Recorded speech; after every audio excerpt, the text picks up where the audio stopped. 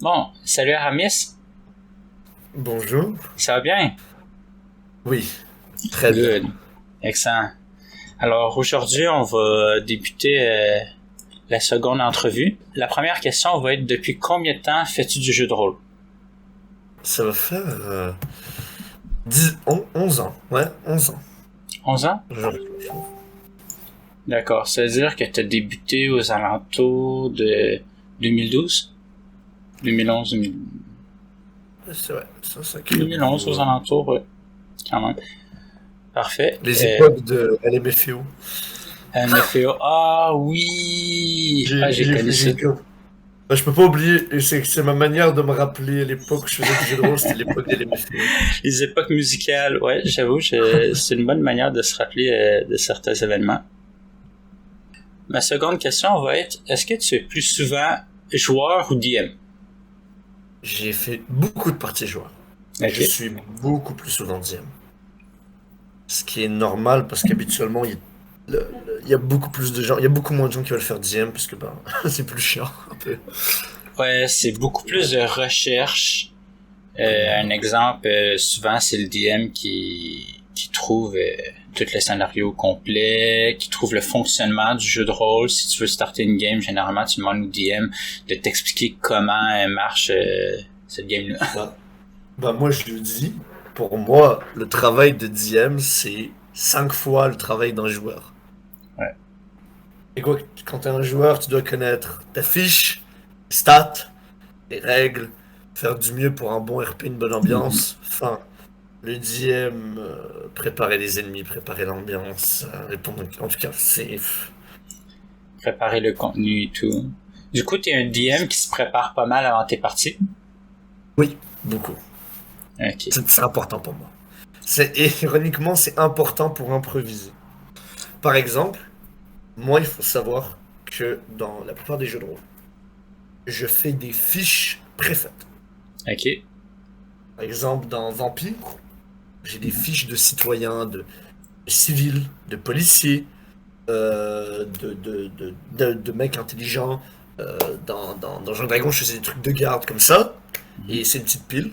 Si un joueur attaque, fait un truc, je sais pas moi, il y a un problème avec les gardes de la ville, Mhm. j'ai déjà leur stat. J'ai pas besoin de chercher, j'ai pas besoin de fouiller, je le sors en fait. Ok. Ok, je vois. Est-ce que aussi tu prends des notes aussi, tu te prépares en avance côté personnalité des PNJ Les ou. joueurs. Moi, je prends beaucoup en note les relations PNJ. En fait, je fais un peu. Si t'as déjà joué à des jeux vidéo à choix, Mhm. ce PNJ s'en souviendra. Ok, Euh, oui. et des trucs comme ça. J'essaie vraiment, parce que j'ai pas une mémoire idyllique, Mhm.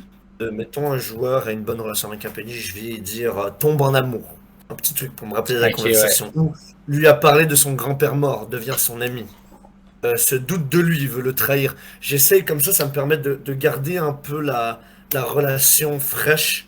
Regarde mes Mhm. notes, je sais où mon PNJ est rendu avec tel personnage. Est-ce que tu prends tes notes pendant la game ou après la game? Alors, ça dépend. Ok. Habituellement, je les prends la majorité après. Je les prends pendant quand j'appelle que j'ai des moments pause.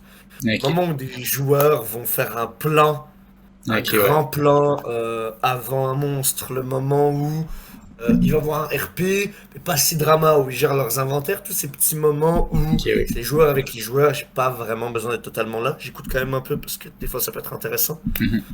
J'en profite. Mais sinon, majoritairement après, parce que la game me demande trop de. Ok, ouais. C'est une bonne idée parce que j'ai joué avec des DM que eux autres ils avaient une très mauvaise mémoire puis qui prenaient pas nécessairement beaucoup de notes parce qu'il y avait de la misère à suivre et tout. Du coup, souvent durant la game, c'est comment qu'est-ce qui s'est passé durant la dernière game, le compte rendu, c'est le joueur qui le fait. Moi, c'est les après. C'est les Ok. après que je prends les notes. Après, les petits détails.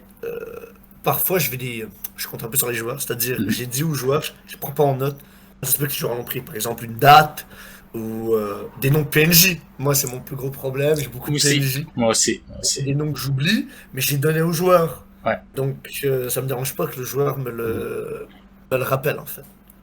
Je me rappelle de toutes les interactions, l'importance du PNJ, sauf bien souvent, j'ai une pile de noms pour les PNJ que j'avais pas prévu nécessairement, puis je me rappelle pas souvent des noms, alors je dis au joueur, son nom c'est Robert, écris-le sur un papier parce que je risque de pas m'en rappeler, c'est un PNJ qui a été fait rapidement. Moi, tous les petits détails, une date, une heure, un nom, j'ai pas honte de le demander au joueur au lieu de fouiller. Mm-hmm. Mais oui, après la game, c'est important. C'est Ouais. important, c'est que c'est frais, c'est dans ta tête, faut le faire là. Mm-hmm. D'accord. Ma prochaine question était, est-ce que tu te souviens de ta première game de JDR? Oui. Oui? Est-ce que tu peux un peu m'en dire plus? Alors, c'était au secondaire. J'étais un grand fan. J'étais en train de découvrir l'univers de Warhammer 40 000. Mm. Hein. Pour ceux qui connaissent pas un peu de la dark fantasy dystopique. Où c'est un monde où il y a un genre d'empire humain totalitaire, xénophobe, qui contrôle l'humanité d'une poigne de fer, avec des créatures. Et donc, j'adorais l'univers. Je voulais vraiment. Je connaissais pas le jeu de rôle. Et je voulais. Je commençais à découvrir les figurines, j'aimais les figurines. Puis il y avait tout ce truc, et j'avais juste envie d'être dedans. Et à un moment, je cherche, puis je tombe sur un truc qui s'appelle du jeu de rôle.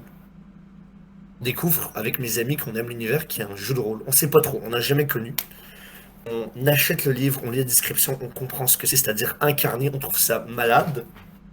Et plusieurs de mes amis aussi, on avait déjà fait des livres dont vous êtes le héros. Ouais. Tu sais, ces livres où tu as une histoire et tu as des choix, puis par rapport aux choix, tu dois avoir des pages, parfois il y a même des Mm-hmm. combats avec des stats et autres. Pour moi, c'est un peu mon premier. On avait un peu l'idée en tête, et ensuite, bah, ça s'est fait naturellement, en fait. On s'est pris une équipe, puis dans les heures du midi au secondaire, ou après l'école, on se retrouvait et on faisait nos parties de Warhammer. C'était vraiment un bon temps. On était jeunes, on était naïfs. Ça a tellement l'air d'être Et un bon jeu Warhammer. Personnellement, je l'ai jamais testé. So, je connais l'univers, Arkérésis, j'ai connu l'univers grâce à une chaîne YouTube française qui raconte sur le lore, l'histoire et tout ça sur Warhammer 40 000, que c'est juste centré sur Warhammer 40 000. Puis c'est vraiment intéressant, quoi. Ça a beaucoup de contenu. Dark Heresy, c'est une pépite. En plus, Dark Heresy, c'est très spécial parce que c'est pas un univers où vous êtes des héros. C'est vraiment un univers où vous êtes des petites merdes. Ok, Où un gangster avec un couteau est dangereux. En tout cas, au ok, début. Et où tu vas devoir affronter des monstres, des démons, des créatures. Et des créatures dans le vrai sens du terme. Elles sont plus fortes, elles sont horrifiques, elles peuvent tuer ton personnage d'un coup de griffe. Donc le faut utiliser de stratégie, de technologie, etc. Et du coup, c'est un jeu où l'XP est très fun. Car quand tu montes en puissance, quand tu deviens compétent, tu le sens. ok, ouais. Vraiment. Parce que les stats de base, en moyenne, une stat, parce que sur un dessin, t'as 45% de chance de succès, là. Ok, ouais. Tu peux avoir des malus, là. Des bonus, mais tu peux avoir des malus, là. Donc tu peux arriver à des 25% de chance, là. Ouais, non, c'est... Puis genre, niveau max, tu vas arriver à 75% de chance de succès, là. Tu sais, quand t'arrives à des 60, 65, t'es comme, ah, c'est ma meilleure stat, je suis rendu. Ouais, ben, une chance sur deux. Ben, plus qu'une chance sur deux, alors ouais, tu te sens, quoi. Donc, c'est un, c'est un jeu avec de la folie, des Ok. points de folie, de la corruption. Donc c'était un jeu très psychologique. Et en plus pour nous c'était parfait parce que bah, justement on connaissait pas le jeu de rôle. Donc ce qui nous intéressait le plus, en fait tout ce qu'on voulait, c'était incarner des gens dans cet univers qu'on aimait, quoi. On n'avait rien connu d'autre, donc on était vraiment emporté. Et en plus, vu qu'on s'en foutait un peu, un gars il avait un lore où il avait une épée légendaire qui faisait plein de dégâts, le diable lui donnait, et puis c'était pas grave, quoi. C'était vraiment, on était dans notre, on avait 15 ans, on avait 16 ans, Oh puis my god. il y avait des erreurs, il y avait des trucs qu'on referait plus.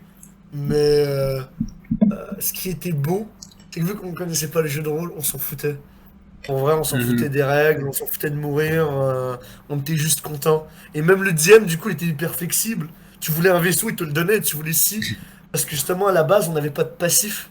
Ouais. C'était vraiment juste des fans de Warhammer qui voulaient incarner des personnages dans Warhammer et même si c'est une partie que je pourrais pas redonner aujourd'hui, elle était totalement brisée, il y avait plein de choses qui marchaient pas. C'est dans mes plus beaux souvenirs en fait. Du coup, si j'ai bien compris, tu parlais de Dark Heresy, c'est une partie de Warhammer? Dark Heresy, c'est un jeu de rôle Warhammer, un Ok. vieux jeu qui n'existe Ok. plus. Très dur d'avoir les livres. Si les gens le veulent, je conseille de les acheter tout de suite. Les livres, les PDF sont faciles à trouver, hein, parce que c'est un Ok, vieux ouais, jeu, ouais, les ça crée PDF, mais les livres en physique. papier. Les livres physiques, là, ils sont en branquante, là. Si t'as de la chance, t'es un petit filou, puis t'es un arnaqueur. Tu peux trouver les livres 30, 25, 40. Parce que les gens ne connaissent pas le jeu de rôle, puis les vendent. Mais si tu le vends à des connaisseurs, ou au prix du marché, les extensions sont à 60. Le core rulebook ou les extensions les plus demandées peuvent être à 120, 200 dollars. Ah, ouais, quand même. Ça, c'est les prix du marché. Maintenant, tu peux aller sur Facebook, puis vous savez, il y a toujours ces gens qui ont des Ouais. vieux livres de jeux de rôle dans leur caverne, ils connaissent bien, puis te les vendent à 25. C'est moi, j'ai acheté le core rulebook. J'ai acheté le core rulebook 60 à quelqu'un qui connaissait pas. Mais je savais que le prix sur eBay Games, c'était 200, quoi. Ok, ouais, non, c'est... Ben, c'est parce qu'ils sont plus publiés, tout simplement. Ouais, Donc, c'est c'est en plus train de rentrer dans la accessible. collection. Mais il y a moyen de moyenner, comme j'ai dit. Ça, aller dans les brocantes, essayer d'aller sur les trucs de jeux de rôle, tu peux l'avoir moins cher, hein. Ok. C'est un univers qui est très intéressant parce que le jeu est difficile. Ok. Donc le jeu encourage les joueurs à être créatifs. Les créatures cherchent leurs points faibles. C'est très psychologique. Quand tes persos rencontrent une créature, ils développent de la folie. Ça va leur développer des maladies mentales. Moi, j'avais un garde impérial, donc un soldat. Mhm. Et j'avais développé trop de stress. Donc moi, ce que je faisais pour déstresser, parce que tu pouvais un peu choisir, c'était de constamment recharger et décharger mon arme. Ça me donnait des malaises sociales parce que j'avais l'air d'un malade. Et Ouais. ensuite, ça a empiré. Et du coup, pour déstresser après un combat, sinon je devenais fou, je sniffais de la poudre à canon. Oh my god. Je mélangeais de la drogue avec de la poudre à canon et je la sniffais. Ok, ouais. C'est... Et voilà. Et en plus, ce qui est bien avec Warhammer, c'est qu'il y a tout. La sci-fi, tu veux des thèmes d'intelligence informatique, Mhm. de dystopie, de totalitaire, Warhammer là. Tu veux de la fantasy avec des démons, Warhammer là. Ouais, ouais. Tu veux un truc plus monde criminel, Judge Dredd, il y a des planètes comme ça. Ouais. C'est un univers tellement vaste que tu peux tout faire. Tu veux jouer des pirates de l'espace en mode corsaire avec des Il y en a. créatures galactiques. C'est un univers tellement large qu'il y a beaucoup, beaucoup de thèmes en fait. Ok. Tu peux un moment être sur une planète où c'est une genre de planète criminelle avec de la drogue, et ensuite pour être avec des corsaires de l'espace, puis une autre game faire de l'investigation occulte en fait. C'est aussi, je pense, c'est la force du jeu, c'est que vu que c'est un univers très riche, et vu Mhm. que c'est un univers où en plus chaque planète peut avoir leur personnalité, chaque ville peut avoir leur personnalité, le DM peut renouveler constamment son univers en fait. Ça, c'est le fun. Il y a peu d'univers qui sont aussi larges que ça, si je comprends bien. Bah, même la fantasy. T'as Mhm. des orques. T'as des orques un peu stupides qui sont des blagues. T'as Ouais. des elfes qui sont.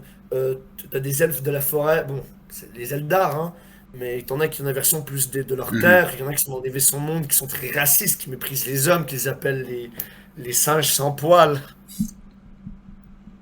Ça me fait penser à un jeu que j'ai joué que justement les elfes noirs traitaient les humains de singes.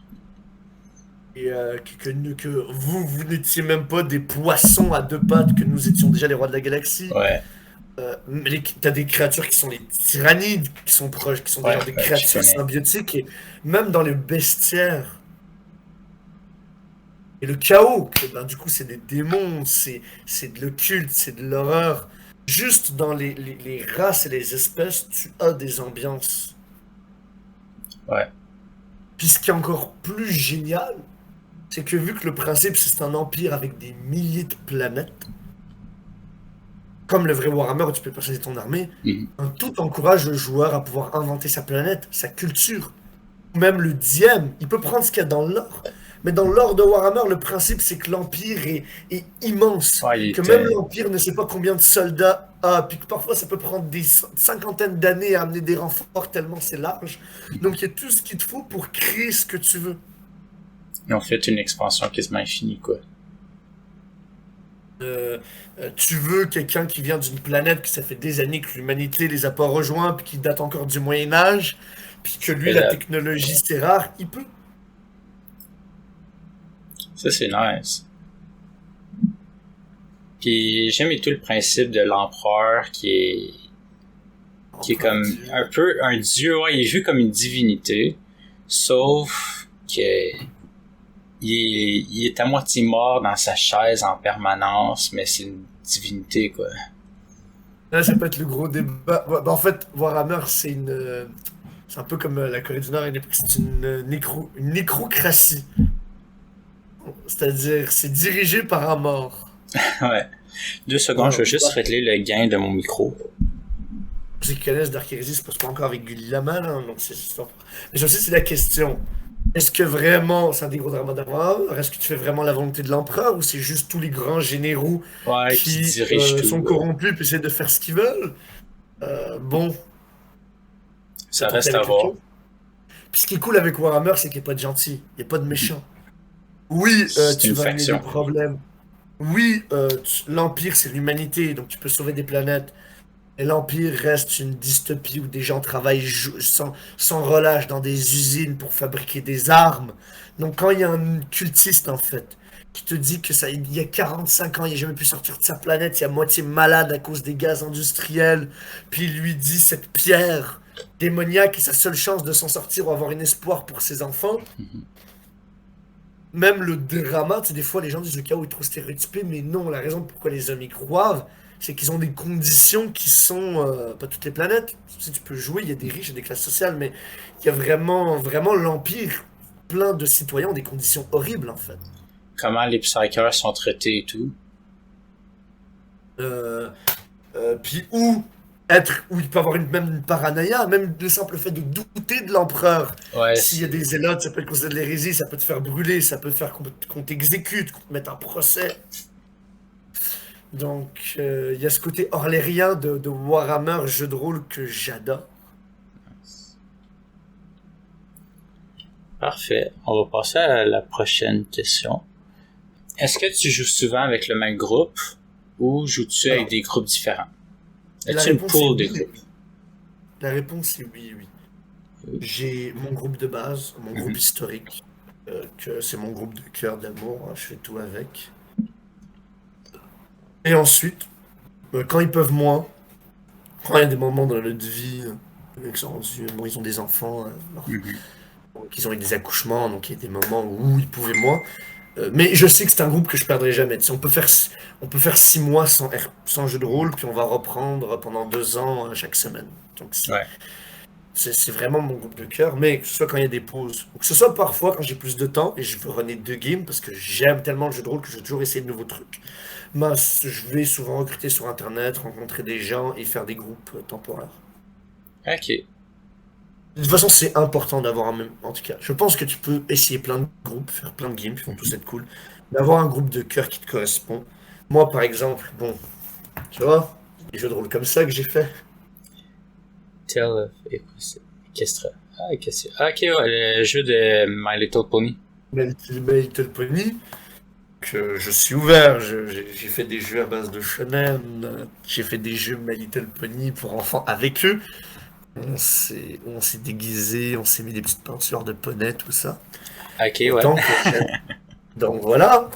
Autant que j'aime du vampire Vampire, ouais. mascarade, à coups de meurtre, de complot politique, de torture pour le sabbat, de violence psychologique. Donc j'aime tout. Mais justement, je sais qu'avec ce groupe, je peux aller loin. Je sais qu'avec Mhm. ce groupe, je peux autant jouer à des trucs tout mignons, tout gentils, Mhm. qu'on peut parler de thèmes que j'oserais pas avec des inconnus. Ouais. Là, je vais faire peur, mais l'agression sexuelle, la torture, la violence psychologique. Par exemple, avec ce groupe dernièrement, j'ai fait une game de vampires Ok, où il y avait des Sétites. C'était des Sétites, donc les Sétites dans Vampire, c'est des vampires qui précèdent donc l'un des premiers de leur clan. ok. Parce qu'en gros, c'est pas marche par génération, puis les Ouais. troisième générations, c'est un peu ceux qui ont créé les clans, ils le prient comme un dieu. Mhm. Et la philosophie de Seth, c'est que Dieu nous a enchaînés, en fait. Prier Dieu, Dieu nous sommeille, faut s'en libérer. Et toute forme de contrainte morale, de contrainte physique, ça te soumet. Donc, par exemple, quelqu'un qui prend de la drogue, on va te dire, non, le problème, c'est pas que la drogue est mauvaise pour toi, c'est que t'as pas d'argent. Viens, je vais t'aider à trouver un travail et tu pourrais continuer à t'héroïner, en fait. Mais je veux dire, d'où ta femme t'empêche d'avoir du plaisir, en fait, de profiter du moment présent. T'es t'es un vendeur d'armes, la police t'arrête, tu faisais ton business, tu les as pas obligés à s'entretuer, c'est eux qui l'ont fait, en fait. Donc il y a vraiment cette philosophie de liberté totale. Donc c'est un groupe religieux avec peu de moralité. Ok, ouais. Et dans ma game, ils faisaient ils avaient un réseau pédophile, tout simplement. Ils utilisaient les mortels, ils utilisaient le vice des mortels dans la ville. Mhm. Et donc les joueurs rentrent là-dedans et vu que l'un des thèmes principaux de Vampire c'est l'humanité, Mhm. c'est un peu ça, Vampire, il y a une jauge d'humanité, c'est Ok. pas comme dans Donjons et Dragons. La moyenne humaine est 7. À 7 d'humanité, tuer quelqu'un, tu vas rouler. Parce que l'humain moyen n'est pas capable de tuer. Ok, ouais. Et plus tu diminues en humanité, plus tu deviens un monstre, Ok, plus ouais. tu deviens froid, plus la malédiction, par exemple, tu vas dormir longtemps à cause du soleil, plus tu vas commencer à être malaisant socialement. À l'inverse, plus tu es humain, moins ta peau va être, moins tu vas être mortifère. Mhm. Donc c'est un des gros thèmes de vampires. Et les vieux vampires considèrent les humains comme du bétail et ne Sauf qu'ils ont une comprennent apparence monstrueuse et tout. et ne comprennent pas pourquoi certains jeunes se soucient de l'amour ou autre et sont constamment paranoïaques, alors que certains jeunes, ben, même si t'es devenu un vampire, même si tu te nourris de sang, même si tu sens tes émotions à moitié, il y a une semaine, t'étais livreur de pizza, en fait.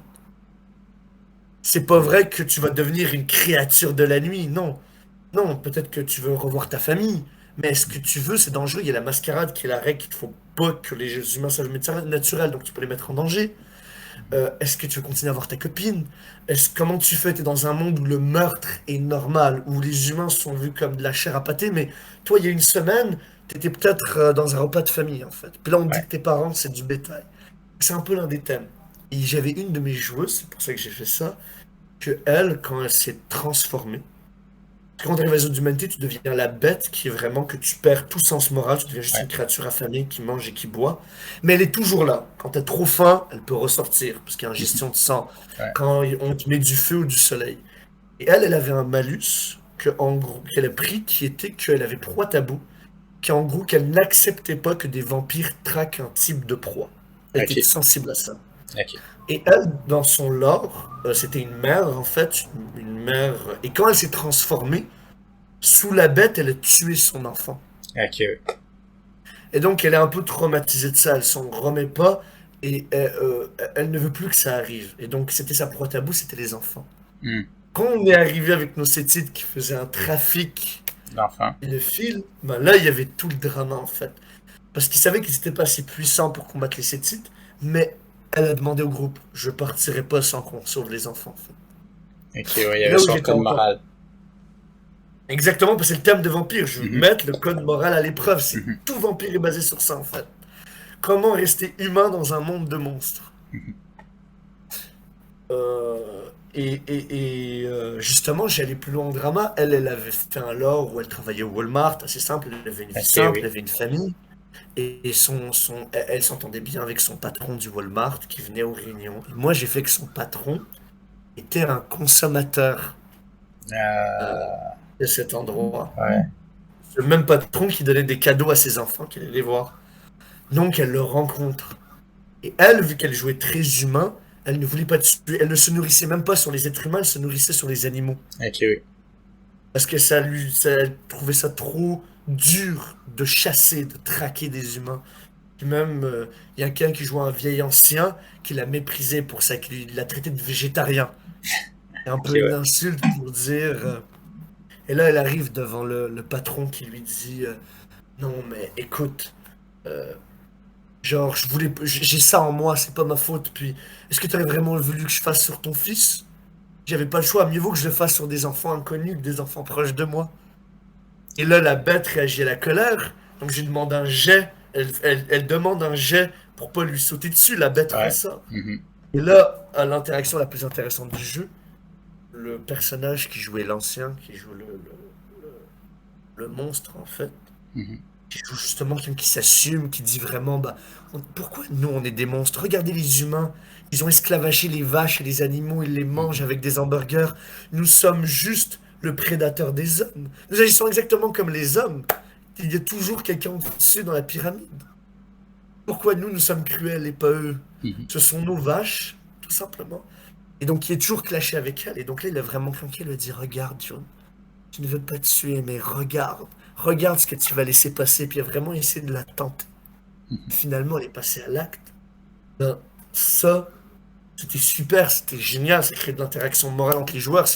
Moi, c'est ce que j'adore. C'est ces scènes-là qui me font que ce jeu, pour moi, est un chef-d'œuvre. C'est que c'est un peu un jeu basé sur les drames humains, les drames moraux, etc. Mais, mais, j'aurais pas pu faire ça avec n'importe qui. Ah, J'aurais ça, c'est encore clair. moins pu faire ça avec des inconnus. C'est des thèmes tellement lourds, c'est des thèmes tellement graves.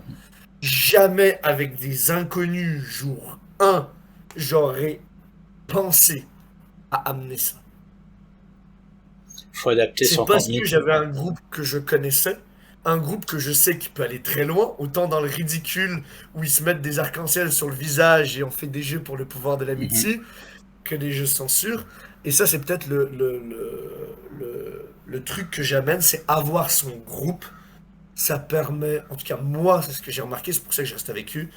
Ça me permet d'apprendre à les connaître en fait. Je connais Mhm. leurs limites, je sais où ils peuvent aller, où ils peuvent pas aller, et donc j'ai pas de barrière en fait. Je connais déjà les barrières. Mhm. Et même vu qu'on parle avec des inconnus, moi avec des inconnus, ce que je fais toujours, si j'amène, parce que souvent quand c'est des inconnus, puis c'est des univers plus sombres, Mhm. j'y vais progressivement. Ouais. J'y vais petit pas par petit pas, voir, essayer de jauger, tu vois, où ça grince.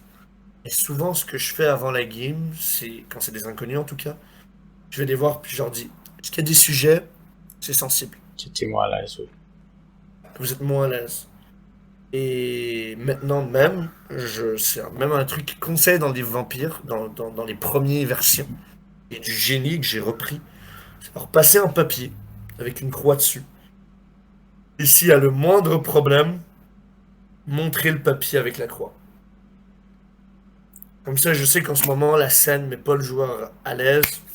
Je passe vite la description, on passe à autre chose. En fait. J'en ai entendu parler d'un système un peu comme ça que durant ma dernière entrevue que la personne m'avait parlé que c'était online.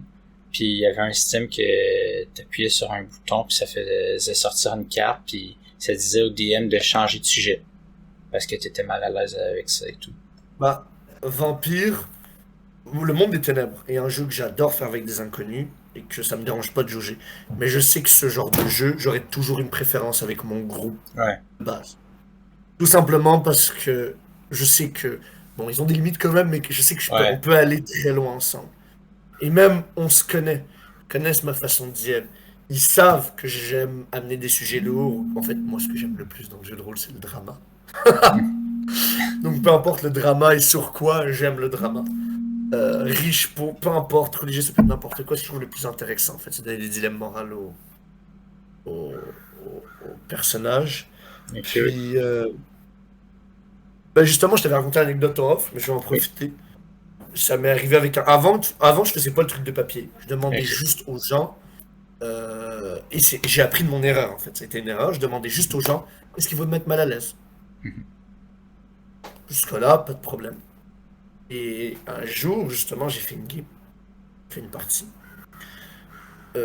La fille était en mode oh, t'inquiète, moi, je suis fort, je suis solide, tu peux y aller. Viol, pédophilie, agression, psychologie, intimidation, vas-y, 18 plus.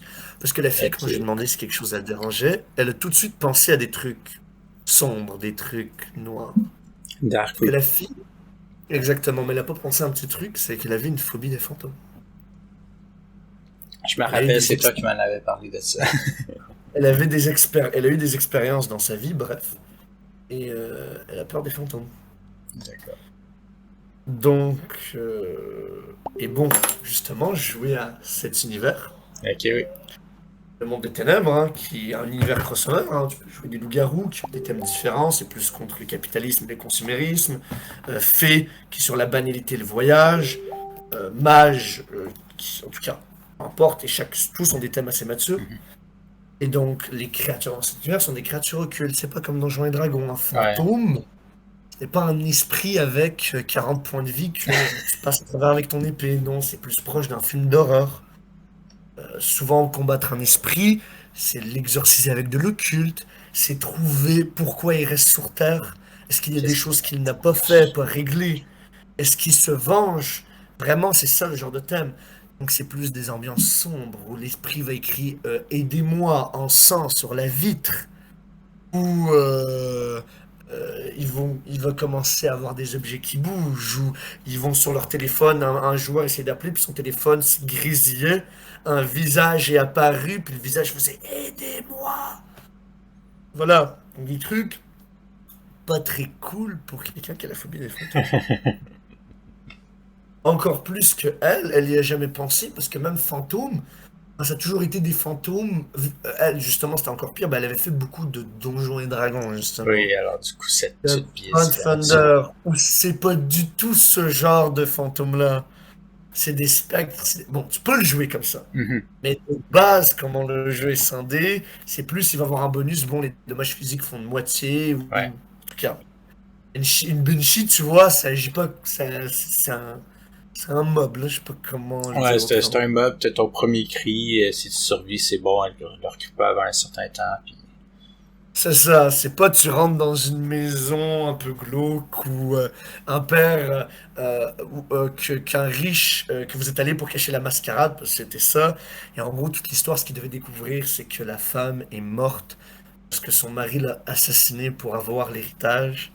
Et elle ne pouvait pas partir de l'autre côté tant que ce n'était pas réglé parce que son mari, c'était un vraiment client de la haute société. Il Mhm. avait eu un enfant bâtard et il voulait pas l'avouer, donc son enfant vivait dans la pauvreté. Et en Qui, gros, et en gros, le fantôme n'était pas capable de partir de l'autre côté parce que son enfant souffrait. Donc il fallait qu'il découvre ça à travers le culte. Et le fantôme n'était pas agressif tant que le mari rentrait pas, mais vu que c'était un peu leur client, ben, dès qu'il arrivait, ben là, la maison, ben, il y avait plein de choses horribles qui se passaient, du sang qui coulait des murs, blablabla. Ben elle a fait une crise d'angoisse. Genre, une vraie, genre, j'ai eu une vraie crise d'angoisse. c'est pas facile à gérer, surtout avec quelqu'un que tu connais pas et tout. C'est elle a fait de l'hyperventilation, là. Mhm. Elle se sentait pas bien. Puis c'est que j'ai compris, genre. Même en demandant aux joueurs, ça se peut qu'ils oublient des choses. Et c'est Ouais. pour ça qu'à partir de là, je me suis dit, il faut plus jamais que ça se reproduise. Et j'ai fait ce système. Parce que même là, quand elle a vu que c'était une maison hantée, tout ça, quand elle a commencé à être mal à l'aise, elle aurait pu me le dire directement. Ouais. Mais vu que j'étais dans l'ambiance, j'étais dans la RP, elle a pas eu le courage de me le dire. Mhm. Parce qu'évidemment aussi, moi, j'étais un enculé. C'est une ambiance horreur. Qu'est-ce que je fais? Tu Euh, barres épais, tu barres épais. je me répète, je mets les lumières plus sombres, Ouais. je mets des bougies que je souffle au moment où il y a un jumpscare. Je prends un ampli, je mets sous un banc et qu'au moment où il y a, je commence à décrire la créature, puis là, au moment où la créature apparaît, je tape sur la table et je mets le jumpscare pour qu'il fasse le saut. Vous voulez vraiment faire une ambiance horrifique, Je fantomatique. pense qu'elle a eu son ambiance horrifique. Elle a un peu trop bien eu. Ça a marché. Les joueurs étaient terrifiés. Donc pour tous les autres joueurs, j'étais content. Mais elle, c'est comme. Mais Trop. tu sais, au début. Mais justement, vu que j'avais fait tout ça, je pense aussi que ça l'a un peu intimidé. Elle a eu un peu peur de se dire, oh, si maintenant je le dis, je Ça vais va faire gâcher la mal. scène. Je vais gâcher la description. Elle a pas eu le courage avant que ça arrive parce elle était trop gênée de gâcher le moment. Alors Mhm. que si dès le début j'avais mis une maison hantée, puis elle m'avait montré le papier avec la croix, Mhm. j'aurais compris, j'aurais réagi. Donc vu qu'on avait le thème des inconnus, s'il y a des nouveaux joueurs, moi c'est un... Et que vous voulez, parce que c'est pas tout le monde, hein. Ouais. Si vous êtes comme moi et que vous aimez parfois des thèmes un peu plus épicés, un peu Game of Thrones comme diraient certains, euh, euh, euh, c'est le conseil que je donne. Surtout avec des inconnus. Ok. Et avec un groupe, c'est ça mon plaisir avec un groupe qu'on aime. C'est que plus vous allez jouer avec un groupe, plus vous allez vous connaître en fait. Plus vous allez savoir. Donc moi je conseille tout le monde dès que vous avez des bons amis. Puis comme je te disais en off, c'est un peu bizarre, hein, mais la durée d'un groupe de jeux de rôle, c'est souvent la durée de l'amitié. Ouais. Parce que c'est un peu ça aussi quand tu développes un groupe. Ça devient pas juste un groupe, ça Ouais, devient c'est des déjà potes des en fait. Ça amis, quoi. devient un groupe de potes en fait. À quel JDR que tu as déjà joué? Lesquels? Là on pourrait rester pendant 8 heures. Parce que j'adore le jeu de rôle, et quand je dis le jeu de rôle, c'est le jeu de rôle en général, j'ai Mhm. fait beaucoup trop de systèmes. Euh, Déjà parce que...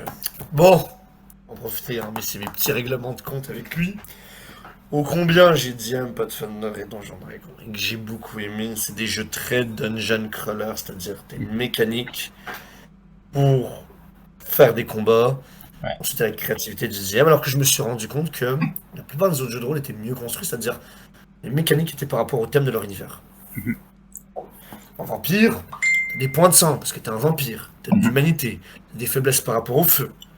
Leur thème, être un monstre. En Lupin, ta relation avec la terre, la gnose, parce que t'es un nature. En Mutant Year Zero, qui est un jeu post-apo, tu vas avoir des trucs liés à la nourriture, à l'eau, à Ok. la survie. Dans des jeux comme Warhammer ou Cthulhu, de la folie, de la Mhm. corruption. Beaucoup de jeux vont avoir des mécaniques liées au monde qu'ils ont créé. Mhm. C'est essayer d'amener une ambiance, une esthétique. Je me rends compte que finalement, dans Donjons et Dragons et Pathfinder, qui est de la high fantasy, Mhm. t'as vraiment un système pour le combat, Oui. pour l'univers, mais il n'y a pas vraiment de parti pris, quoi. Ce qui C'est les rend un générique. peu génériques, exactement. Ce qui rend selon moi un peu moins intéressant. En plus, les combats, je trouve pas si intéressants que ça, en plus. Parce que là où il y a certains jeux, bon, tu peux faire des balayettes, tu peux faire des trucs, tu peux faire des si, bon, Mhm. bah là, c'est la CA, on entoure, avantage. Ouais. Ça, on s'en est déjà parlé, alors que moi, dans un jeu de rôle, il y a un monstre trop fort, on grimpe sur son dos, sur le géant, et on lui creve les yeux, il est aveugle, il a un malus, c'est cool. Faire un piège, encourager la créativité de tes joueurs, c'est cool. Mais niveau jeu de rôle, je vais peut-être nommer mes coups de cœur. Ok. Ce sera plus rapide. Ouais. Euh, Déjà, le monde des ténèbres. Le monde des Mhm. ténèbres. Donc World of Darkness en anglais, hein, qui est composé, bon, il y a vampires, lupins, fées, fantômes, mages, démons, qui ont tous des thèmes.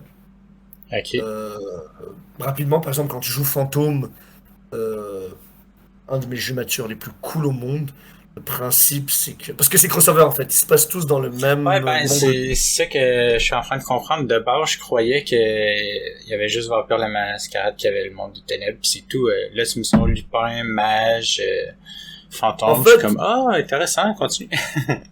les jeux individuels étaient l'univers du monde des ténèbres qui se Ouais. passent tous dans le même univers. Et ce qui est Ok. drôle, c'est que quand tu joues à un jeu, le crossover est pas si bien. Ils vont souvent reprendre des pouvoirs du système sur d'autres monstres. Mais quand tu commences à jouer, quand tu commences à jouer à plusieurs des systèmes, c'est là que ça devient vraiment c'est intéressant parce que toutes tes créatures et tout ton lore est complet, en fait. Ok, ouais. Et chacun a quand même des prédilections.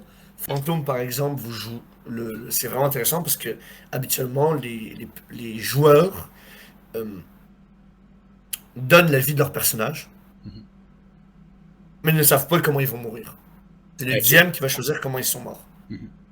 Donc tu fais juste raconter ta vie. T'es marié, je sais pas, t'as une relation lesbienne avec la femme du mafieux, et c'est un truc secret. Et comment t'es mort, c'est en Le fuyant. découvert. Ils l'ont découvert, exactement, ils le découvrent, et le DM, lui, sa surprise, c'est que tu penses que c'est juste le mafieux qui t'en tue, mais non. La femme avait tellement peur de son mari qu'elle a empoisonné ton verre. Ok, Et tu oui. le sais pas. Donc tout le principe, parce que quand les joueurs, parce que dans Fantôme, le but c'est un peu d'aller vers un autre monde. Est-ce que c'est Mhm. le paradis? Est-ce que c'est autre chose? En tout cas, une association plus agréable que où ils sont. Donc déjà, ils vont devoir survivre dans un monde super inhospitalier, qui est genre le monde des morts. Même Ok. une fois ça, quand ils arrivent dans le monde des humains, plus ils augmentent de niveau, plus ils augmentent en énergie, plus ils ont des pouvoirs justement pour écrire sur un miroir, tourner des pages. Et le but, c'est un peu de finir parce qu'ils n'ont pas pu finir dans le monde des vivants. Ok. Donc là, c'est un peu là que le drama joue. Voir que ta femme, depuis ta mort, t'arrives à Noël, et ben elle s'est trouvée un nouveau mari. Ok, ouais. Et tu dois voir ta famille marcher sans toi. Mais Continuer tu peux pas sans toi. t'empêcher. Voilà. Puis là, est-ce que tu abandonnes ou tu essayes de communiquer une dernière fois avec tes enfants? Histoire des traumatisés, ben, comme faut avant de partir. Et bon, et tu peux avoir une vie assez simple, c'est la créativité. Mhm. Et du coup, c'est un jeu super intéressant niveau thème. Ça parle du deuil, accepter la mort, laisser aller. Parce que aussi toi, d'un autre côté, tu pourrais, si ta famille est heureuse, Mhm. vivre leur vie, pourquoi tirer les déranger en fait? Ouais. Pour ton ego pour aller de l'autre côté. Donc c'est un peu ça les thèmes. En plus, ce qui est intéressant dans Fantôme, c'est que plus tu accumules d'énergie, plus tu as de pouvoir, plus tu peux te manifester. Au début, c'est coûteux de juste faire tourner des pages. À la fin, tu peux être un poltergeist et faire voler des armes à feu et tirer sur des gens. Mais plus tu deviens puissant, plus tu attires des créatures du monde des morts. Parce que dans le monde des Ok. morts, tout est mort, justement. Tout est noir, tout est sombre et l'énergie est quelque chose de rare, quelque chose de coûteux. En plus tu avances dans la partie, plus il y a des créatures qui veulent dévorer ton âme. Et Ok, même, et même en 10 joueurs, souvent le jeu est bâtard. Il n'y aura pas assez d'énergie pour que tout le monde passe de l'autre côté. ok, ouais. Donc souvent, après que tu fait tous les dramas, tous les règlements, soit les joueurs sont à l'amiable, puis il y a un gros drama où ils disent toi, t'es trop jeune, tu dois passer de l'autre côté, ou ils s'entretuent. Hmm. Et thématique sur la mort, le deuil, vampire, on l'a déjà dit, être un Ouais. monstre. Lupin, résumé vite fait. Les lupins sont des créatures choisies par la terre et la nature. Ok. Elles doivent la protéger. Et il y a quatre entités, il y a l'ordre, le chaos, la nature et l'équivalent de la corruption, des marécages et tout ça, qui s'appelle le ver. Mhm. Et lui, peut-être qu'historiquement, ben justement, c'était la mort, c'était la nécrose, c'était la fin des temps, blablabla. Mais il a évolué avec son temps, en fait. La corruption a évolué avec son temps. Et aujourd'hui, il est derrière les entreprises. Il est derrière quand il y a des pubs de maillots de bain pour que les femmes se trouvent trop grosses. Quand il y a des gens qui consomment, qui polluent la terre et les sols, et que des enfants font des vêtements pas chers, il est derrière. Et donc, tu as des entreprises comme Pentex, qui est un genre d'Umbrella Corporation, Ok. que les simples personnes, bah, c'est des êtres humains normaux, ils vendent des produits, Mhm. mais que derrière, il y a des créatures occultes qui nourrissent le verre. Et donc, en tant que Lupin, c'est un peu ça ton devoir, comment changer l'humanité. Même la Lupin, il y a plusieurs méthodes. Est-ce que tu considères que les humains sont tous pourris, qu'il n'y a rien à faire, tu vas faire de l'écoterrorisme, puis quitte à tuer des travailleurs qui n'ont rien demandé? Oui, ils extraient du pétrole, mais eux, ils essayent peut-être juste de... Ben, de nourrir leur famille. Un peu, Exactement, puis ouais. toi, finalement, t'es le vrai monstre, quoi. Mhm. Tu sors et tu les détruis. En plus, c'est aussi un système d'humanité avec la rage, où t'as de l'espoir, puis tu penses qu'on peut changer les gens, que combattre le ver, ça se fait spirituellement. Parce que c'est très animiste, il y a un peu un côté monde des esprits. C'est-à-dire, mettons, quelqu'un qui travaille constamment dans des bureaux, puis qui est en dépression, ben le ver se nourrit un peu de ça, puis tu vas voir, parce que le ver a des esprits, Ok. tu vas voir son esprit, il y a l'esprit de la dépression. Ben, alors quand tu vois le monde des esprits, tu vas voir le clavier enfoncé dans son dos qui est fondu, puis l'âme de l'esprit accrochée au clavier qui se nourrit de sa souffrance. Ok, ouais. Donc tu peux autant exploser les bureaux, tu les auras aidés, aller main to main contre l'esprit pour faire un combat surnaturel, autant que tu peux aller plus subtil, puis aller voir le gars puis lui dire est-ce que ça vaut vraiment la peine que tu passes ta vie à travailler pour l'argent, tu passes pas de temps avec ta famille, puis en faisant ça, tu vas affaiblir l'esprit parce que l'esprit aura beaucoup moins de nourriture Mhm. et donc alors qu'il va commencer à faire non, je veux des meilleures conditions ou non, je vais changer de travail, voilà quand l'esprit est faible, à un moment tu vas aller dîner chez lui puis bam, tu vas dans le monde des esprits et là tu combats le boss. Donc, critique de la société un peu. Tu Ok, vois ouais. l'idée? Démons, que c'est l'inverse. Tu es des démons et Mhm. plus tu fais des péchés, plus tu te nourris de la corruption. Donc, le monde des ténèbres, il y a fait. qu'en gros, le principe, c'est que c'est des esprits de l'imagination et que elle, la banalité des hommes commence à les tuer, en fait. Le fait que les hommes ne rêvent plus, croient avant la science, ne croient plus en le culte, ne croient plus aux religions. Donc, le but, c'est un petit d'amener le rêve. Par exemple, dans l'ordre, Noël a été inventé par une fée. Ok, ouais. Donc, comme tu vois, chaque univers du monde des ténèbres, se passe dans notre monde. Donc, les thématiques sont des thématiques de notre monde. Et même si c'est du surnaturel, même s'il y a des vampires, des loups-garous, je trouve que c'est des thèmes extrêmement matures. Ça aborde des problèmes, le deuil, la consommation, La société. l'humanité, la moralité. Chaque créature a une prédilection, et même s'il y a des côtés cool, ah, je suis un vampire, et j'ai des pouvoirs, et je combats un Mhm. lupin, il y a ce côté-là, le fond, c'est toujours un peu un drama sociétal. Et c'est ce qui fait que pour moi, le monde des ténèbres est un chef-d'œuvre. Donc, à conseiller, tous les DM qui ont envie d'un univers un peu moins manichéen, d'un univers où les joueurs vont se questionner, et d'un univers occulte aussi. Parce que les créatures sont des créatures. Les vampires, les clans vampiriques ou les clans de loups ont des faiblesses. Mhm. Les fantômes, les rituels magiques, c'est des vrais rituels, c'est des pentacles. Il faut brûler certaines choses sous la lune. Mhm. Donc même, il y a tout ce côté quand tu joues des joueurs et que tu veux combattre une créature, tu dois vraiment t'intéresser à son histoire. Tu peux vraiment chercher dessus, essayer de trouver ses faiblesses. Le culte est vraiment occulte, vu que c'est pas un monde où c'est normal, c'est le nôtre. Ok, ouais. C'est aussi un monde où si tu aimes l'histoire et la politique, c'est très intéressant. Parce qu'habituellement, dans cet univers, toutes les grandes guerres, tous les grands événements religieux, ben, il y a eu un peu des Une événements occultes interférence derrière occulte qui avec. ont influencé les hommes. Ok, oui. Donc, le monde des ténèbres, coup de cœur. Cœur. Warhammer, on en a déjà parlé, je Ouais. parlerai pas. Mhm. Coup de cœur science-fiction.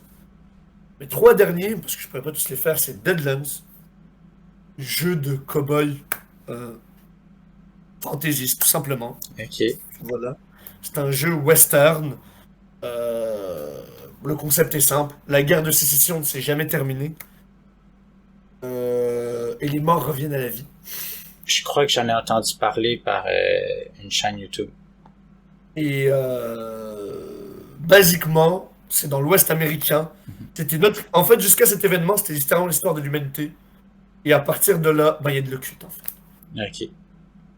Donc, et en plus, le culte se base là-dessus. Tu sais, par exemple, les démons, ben, tu peux jouer aux cartes contre eux, comme au poker. Ah, ok, C'est un jeu ouais. très Et c'est un jeu où le gameplay est à ambiance. Par exemple, tu as des jetons de poker que tu donnes aux joueurs qui leur permettent d'avoir des capacités. Les duels aux flingues ne se font pas au dés, ils se font aux cartes. Ok. Les ennemis, quand tu fais des événements d'ennemis aléatoires, tu peux piger une carte. Quand tu piges un joker, c'est un ennemi légendaire. Il y a des jeux de dés uniques, donc en plus, le gameplay essaye de mettre une ambiance un peu western, un peu... Ouais, un contenu différent qui ouais, touche, le matériel touche l'époque de la game. Donc si vous aimez les western spaghetti, si vous aimez le culte, en plus il y a un côté steampunk parce qu'en gros dans cet univers il y a des pierres fantômes qui sont des pierres qui rendent les gens fous, Ok. mais que les scientifiques les utilisent pour faire des machines à vapeur, des fusils électriques Ok, steampunk. ouais. Donc très bon univers aussi. Cthulhu, Cthulhu tout le monde Toulouse, ouais, connaît, ouais. mais je pense que j'ai même pas à le présenter. Un univers où tu joues des humains insignifiants face à des créatures qui te dépassent, qui sont de l'enquête. Mhm. Moi, j'adore ça, c'est pour ça que j'adore Warhammer. Même dans le monde des ténèbres, tu peux jouer des chasseurs de simples humains Ok. qui vont essayer de trouver les points faibles des créatures. Et moi, Oh. j'adore ça. J'adore ça, le fait que, je sais pas, tu peux faire plein de games, des games à la Goonies, vous êtes des enfants, et votre ami a disparu, puis vous trouvez louche le prof du soir. Où vous êtes. Il y a un ami, c'est un pêcheur, toi t'es prof de philo, puis l'autre c'est Jean-Claude la compta, puis vous avez tous eu des raisons de pourquoi les vampires existent. Et du coup, ben, vous allez devoir trouver des moyens en fait. Utiliser des feux d'artifice pour faire de la lumière, parce que vous savez que le feu c'est leur point faible. Mhm. Manger de la bouffe pour chiens pour économiser. Vous achetez des armes à feu, les cacher, parce que la police, ben, vous pouvez pas leur dire Ah, tu ah, peux pas dire, le vampire. clairement. Donc, moi, c'est un côté que j'adore. J'aime jouer des gens puissants, mais sa force, c'est jouer à être créatif. Mhm. Des jeux où tu joues de simples humains face à des monstres. Donc, je pense à Dark Heresy. Ouais. Je pense à Cthulhu. euh, je pense à Vampire Hunter Hunted. C'est des jeux que j'adore. Donjons et Dragons et Pathfinder, comme tout le monde. Évidemment. My Little Pony. Parce que j'ai voulu essayer des jeux pour enfants, parce que j'ai des IM pour des enfants. Ok, ouais. Et des IM pour des enfants de 8 à 12 ans.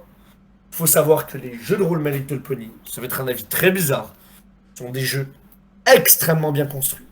Ah, ok. Les one-shots ont de vraies histoires, de vrais drames pour enfants et de vrais dilemmes moraux, mais plus pour des enfants. Ouais, adapté. Adaptés, que par exemple le méchant, c'est un one-shot, hein, j'ai adoré à faire, c'est un one-shot qu'on a fait. Mais le méchant qui transforme les gens en pierre, Mhm. ben en fait, c'est parce qu'il découvre dans l'histoire, dans le one-shot, on va découvrir que il fait ça parce qu'il a jamais eu d'amis en fait. Puis la pierre, elle est un peu maudite, elle lui parle. Et donc Ok, le ça but lui permet d'avoir des amis, genre. Ouais, c'est un peu glauque, mais c'est Mais, cool. Il garde les poneys en pierre, puis on fait une collection, puis il leur parle. Parce que c'est les seules personnes qui l'acceptent, vu que pour une raison... Dans l'or, en gros, il y a des problèmes, puis le village ne l'aime pas. Et donc, c'est un peu... Et les enfants... Mais ça reste pour enfants, c'est doux. mhm. Puis évidemment, bah, s'ils réussissent à le convaincre de devenir une bonne personne, bah, tous les poneys transformés en pierre vont redevenir Les poneys, ouais. des poneys normales. Donc, si vous avez des enfants, si vous avez des gars en bas âge, et en plus, même si c'est des garçons, c'est un jeu avec des pouvoirs. Tu peux faire de la lévitation avec ta corde, tu peux voler, tu peux contrôler la nature. C'est vraiment un jeu bien fait. Le système est simple, parce que le système est pensé pour des jeunes enfants, mais ils ont quand même des compétences où ils peuvent s'amuser. T'as un bestiaire. Évidemment, tu peux pas mourir, mais les joueurs peuvent arriver à 0 point de vie où ils sont fatigués. Puis il faut que les joueurs J'ai C'est essayé ça, avec c'est des ça. adultes, ils ont aimé. Donc, même avec des adultes, il y a moyen de s'amuser. Ça peut paraître bizarre, mais si vous avez des enfants en bas âge et que vous voulez leur faire essayer une aventure qui, selon moi, est bien ficelée, je conseille la saga My Little Pony. Ok. Mais puis en dernier jeu de rôle marquant, parce que je peux pas bosser sans lui, j'ai nommé un peu tous les jeux de rôle qui m'ont marqué. C'est en fait deux. C'est Paranoia. Ça en a Oh déjà my parlé un peu. god. Ouais, j'en ai entendu parler. Ben, comme je t'avais dit, j'en avais entendu parler d'une chaîne YouTube belge qui en avait parlé sur une vidéo, puis ça a l'air juste fantastique. Tu sais, j'ai pas assez de temps pour parler Milan, mais le système est simple. Pour ceux qui connaissent 1984 de George Orwell, c'est très inspiré. C'est un jeu où, basiquement, il y a un ordinateur qui gère la vie de tout le monde. Et où le bonheur, où l'ordinateur appelle des messages du style rappelez-vous, le bonheur est obligatoire. Si vous n'êtes pas heureux, veuillez aller à la machine de destruction la plus proche. L'ordinateur est là pour vous. L'ordinateur est là pour vous protéger. Ouais. N'écoutez pas les gens de secte. L'ordinateur est votre ami. Et où le matin, tu es obligé de prendre des pilules de bonheur pour toujours être heureux, parce que tu n'as pas le droit de ne pas être heureux, c'est un crime.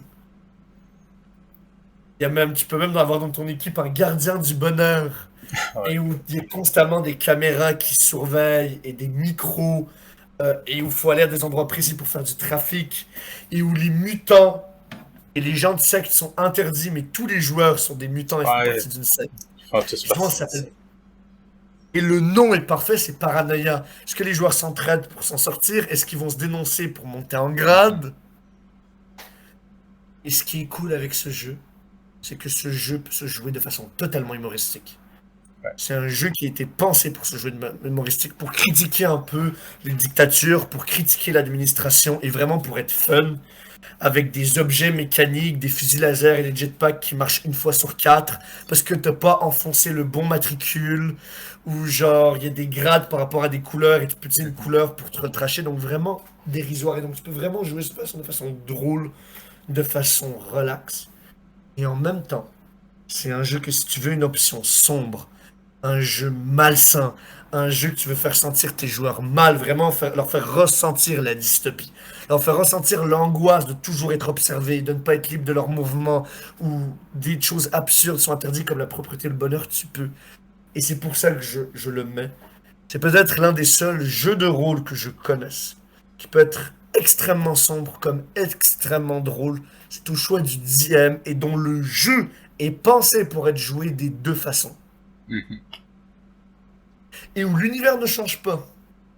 Ouais, ça reste le même univers et tout ça, c'est juste la manière que tu l'apprêtes, quoi.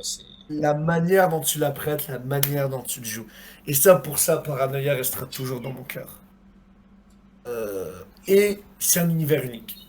C'est un univers unique, c'est un système unique, c'est une ambiance unique, c'est une expérience. Paranoia, pour moi, c'est une expérience. Les Et livres, par dernier contre, sont très durs à obtenir. à trouver, oui, effectivement. C'est ce que Surtout j'ai au Québec. vu. Au Québec, tout est dur à trouver, je serais de mauvaise langue. En français, surtout. En français. Oh, ouais. On a de la chance que Paranoia, ce soit un jeu français, alors, du coup. Tiens. Mais j'en ai vu à l'imaginaire, j'en ai vu au Griffon à Sherbrooke, pour ceux qui Ok. connaissent. C'est possible. Il faut chercher. Faut chercher, parfois il y a des rééditions. Et le dernier n'est pas un jeu de rôle, mais un système. S'appelle Ten Candles, Ok. donc les 10 bougies. Ok. Le concept est simple. Tu as 10 bougies. Et le principe du jeu, moi j'ai fait plein de one-shots de ça. Mhm. J'ai fait un one-shot dans l'espace, avec des créatures. Basiquement, il y avait un gaz qui leur donnait des illusions, puis ils voyaient des monstres, c'était le twist. J'ai fait un jeu de voyage dans le temps qui se passait dans un train. J'ai fait Ok. un jeu d'horreur un peu à la Things, où vous étiez pris en Antarctique. Donc tu peux Ten Candle, tu peux jouer à n'importe quelle époque. Tu peux jouer avec n'importe quelle créature, c'est l'imagination du DM, parce qu'il n'y a pas d'univers. C'est un système. Ok. Et le concept, c'est qu'il y a 10 bougies, et les joueurs vont avoir la même poule de dés. 10 dés. Les joueurs réussissent sur un 6.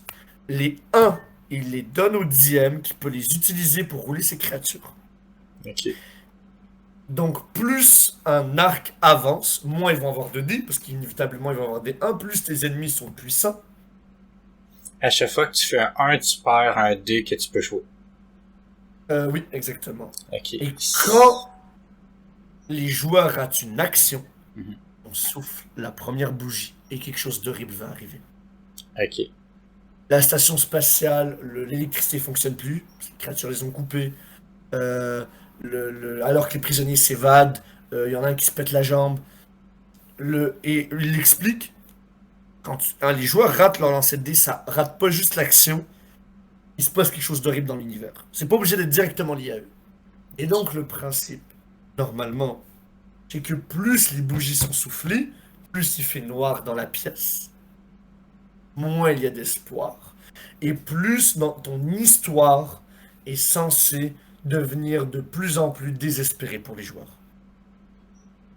Ok, ouais.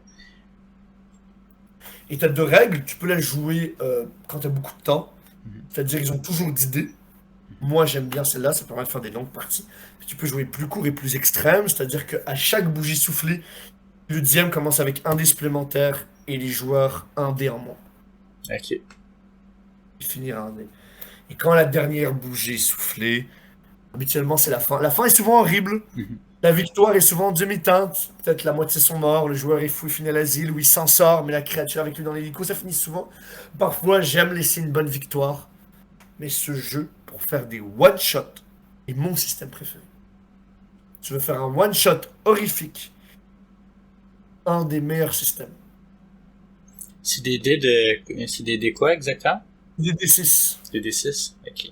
Des D6. Et il y a un principe aussi que j'aime. Il n'y a pas de fiche. En fait, la fiche est composée de 5 feuilles. La Ok. première, c'est une feuille pour décrire leur personnage, leur équipement. Parce qu'en gros, dans ce jeu, tu ne veux pas rouler. Rouler, c'est des munitions, c'est une chance de rater. Mhm.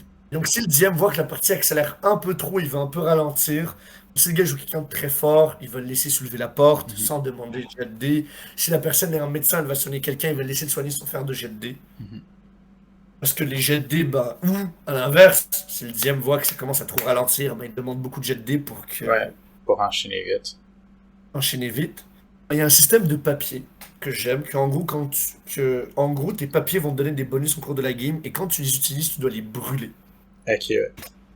Les deux premiers papiers, c'est une qualité et un défaut. Ok. Ta qualité est obligée d'amener quelque chose de positif en game. Mhm. T'es altruiste. Alors que vous faites tirer dessus et que tout le monde part, tu vas mettre ton personnage en danger pour sauver la personne. Ok, ouais. À l'inverse, t'es alcoolique. C'est obligé de faire quelque chose de négatif. Tu conduis le vaisseau, vous êtes poursuivi par des créatures, tu bois un peu trop, tu craches le vaisseau. Ok. Et ce qui est intéressant, et c'est là où j'adore ce jeu est là pour encourager l'improvisation. Le DM est au courant de toutes les feuilles à l'avance. Mais il y a une chose qu'il ne sait pas, c'est le défaut. Le, le défaut va être donné par ton voisin à gauche. Oh. En début de partie, tout le monde décrit leur personnage, leur personnalité, qu'est-ce qu'ils font, ils ont même des liens. Mhm. Et à partir de là, tu vas devoir définir. Ce qui veut dire que le défaut est à la fois une surprise. Le DM, évidemment, va le voir en début de partie, mais Mhm. il n'a pas pu le préparer avant Ouais, la journée. Donc c'est à la fois une surprise pour le DM, et c'est à la fois pour le une choix. surprise pour le joueur. Et c'est ça un très bon jeu de rôle pour encourager les DM à improviser. Oui, tu écris ton histoire parce qu'il faut un Mhm. scénario. Mais si par exemple le joueur a la phobie de l'eau, bah, évidemment que tu vas mettre une scène d'eau. Ouais. S'il est alcoolique, peut-être que tu vas mettre de l'alcool à un moment dans l'aventure, Mhm. parce qu'il faut brûler ses papiers. Le DM va vouloir créer une histoire. Il va vouloir que les joueurs brûlent leurs papiers. Ouais. Et quand tu brûles ton défaut et ta qualité, quand tu brûles ta qualité, tu as le droit à une relance. Quand tu brûles ton défaut, tu as le droit à une relance. Tu Ok. arrives au deuxième papier, qui est l'événement. Ça, en gros, c'est un joueur où le joueur brille. Et le joueur peut décider que ce soit une émeute, c'est en prison, une fusillade, le froid. Il y a un joueur qui m'a écrit les Coréens, parce que sa femme s'était fait tromper. Sa femme l'avait trompé avec un Coréen, donc il avait un Mhm. problème. Et ça aussi, pareil. Même si le diable le sait à l'avance, c'est les joueurs qui ont décidé de leur événement. Donc, ça va te forcer à mettre ça dans la partie. Mhm. Et ça donne un dé d'espoir qui réussit sur un 6 ou un 5. Ok. Et le dernier papier, on t'a fait passer en ordre, c'est pas encore un joueur à fait, t'es obligé de faire ton qualité, ton défaut pour avoir ton moment. Donc celui-là, pas d'ordre. Et t'es obligé d'avoir ton qualité et défaut pour avoir ton dernier papier qui est à la limite, qui est en gros quand tout est désespéré, parce qu'évidemment, quand t'es rendu là, la partie est censée Ouais, avoir bien c'est vers la avancé. fin. Qu'est-ce qui ressort de ton personnage? Est-ce qu'il devient un tueur agressif? Est-ce qu'il devient quelqu'un de courageux? Est-ce qu'il devient un voleur? Et en gros, chaque fois que le joueur fait un acte lié à ce trait, il peut relancer autant de fois qu'il veut. Ah, ok. Mais la relance, si sa relance est pire qu'avant, il doit la garder. Ok. Et s'il a un échec sur sa relance, le papier va être brûlé. Oh. Donc là, on a un jeu très intéressant. On a un jeu qui ne t'impose pas d'univers, Mhm. que la mécanique est pas complexe, donc ça encourage la description. Mhm. La limite, c'est l'imagination. Quand le joueur meurt, c'est au choix du DM. Le gars s'est pris une balle dans la jambe, c'est toi qui décris que la jambe est bien blessée. Il n'y a pas de système de points de vie. Mhm. Tu vas demander à l'autre, il va le soigner, tu lui demandes un jet, puis tu décides qu'il s'infecte, tu vas lui faire leur couper la jambe, sinon il meurt. Ou le joueur se fait arracher la tête. C'est purement descriptif, il n'y a pas de point de vie. Mhm. Il n'y a pas Pareil pour le combat. Oui, il y a un jet de dés. Et d'ailleurs, j'ai oublié de dire, 1-6 c'est une réussite limite. 2-6 c'est moyen. 3-6 c'est exceptionnel. 4-6 c'est incroyable. Et 5 c'est genre un chef-d'œuvre. Donc oui, il y a ce système-là. Les réussites disent à quel point tu réussis, mais je veux dire, tout reste dans l'imagination. Ouais. Donc ça encourage l'imagination, ça encourage le setting, ça encourage l'impro, et c'est là pour créer une ambiance horrifique. Donc c'est mon dernier jeu de rôle que j'aimerais partager, Ten Candle. Si vous avez envie de faire un one-shot, le système est disponible en PDF, vous pouvez l'acheter si vous voulez soutenir les gens qui l'ont créé en Kickstarter. Créateur, ouais. Essayez. essayez. Ça encourage le DM à être créatif. Ça encourage les joueurs à être créatifs. Ça encourage le RP. Ça encourage une ambiance. Pour moi, Ten Candle est tout ce que devrait être un jeu de rôle, c'est-à-dire le roleplay avant tout.